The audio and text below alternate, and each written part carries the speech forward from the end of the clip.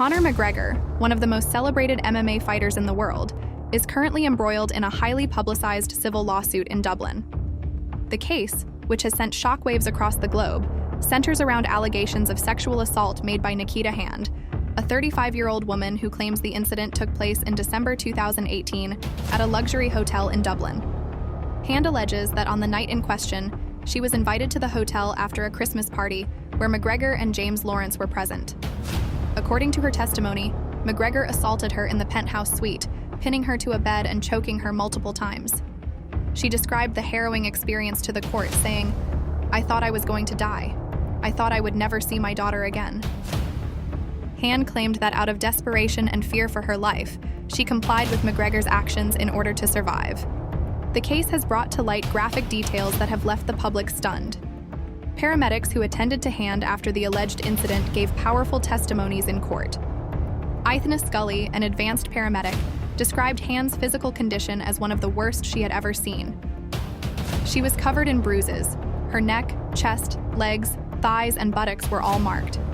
"I haven't seen bruising of that intensity in a long time," Scully told the court.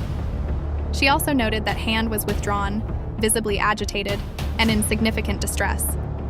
Footage shown in court from the back of an ambulance revealed the extent of Hand's injuries, with visible bruises on her body, including her thighs and knees. Scully further testified that Hand's primary concern at the time was a tampon that had been pushed dangerously far inside her during the assault. Adding to the weight of the case, a psychiatrist with decades of experience, Dr. Ann Leader, testified that Hand was later diagnosed with severe post-traumatic stress disorder, PTSD.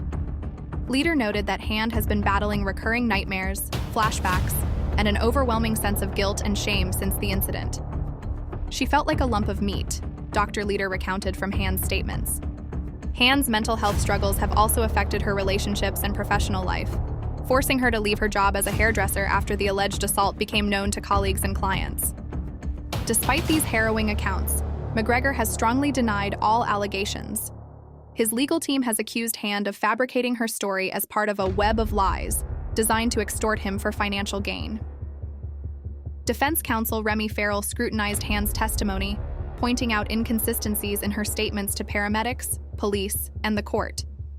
One notable discrepancy involved a claim Hand made to her then-partner that McGregor had threatened to kill her, a detail she reportedly did not mention to police during her initial interviews. Farrell pressed her on this point, asking, "Is that something that happened or didn't happen?" Hand responded that she could not recall.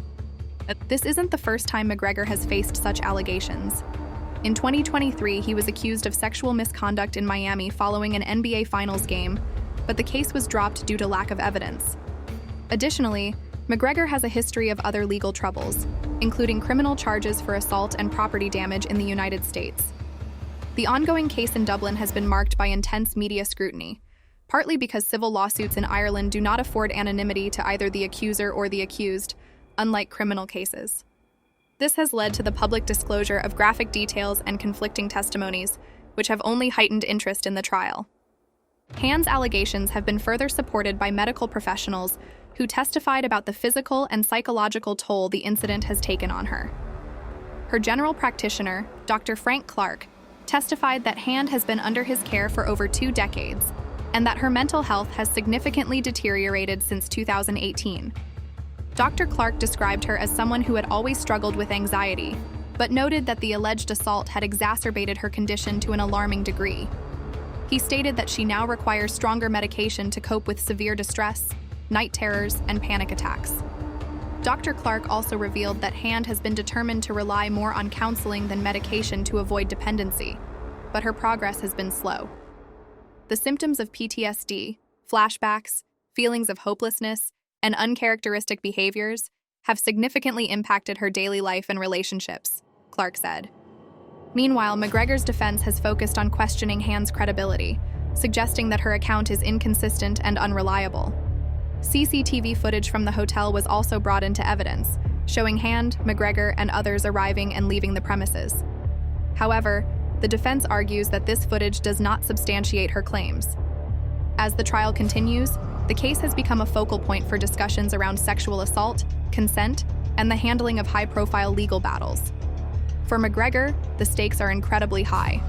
Once celebrated as a global sports icon, his reputation now hangs in the balance. The outcome of this case could have far-reaching implications, not just for his career, but for how such cases are perceived in the public eye. What remains clear is the deep divide between the two narratives being presented. On one side, Hand's harrowing account paints a picture of trauma and survival. On the other, McGregor's defense argues that this is a calculated attempt to exploit his fame and wealth. As the legal battle unfolds, the world watches closely, waiting to see what the court will ultimately decide.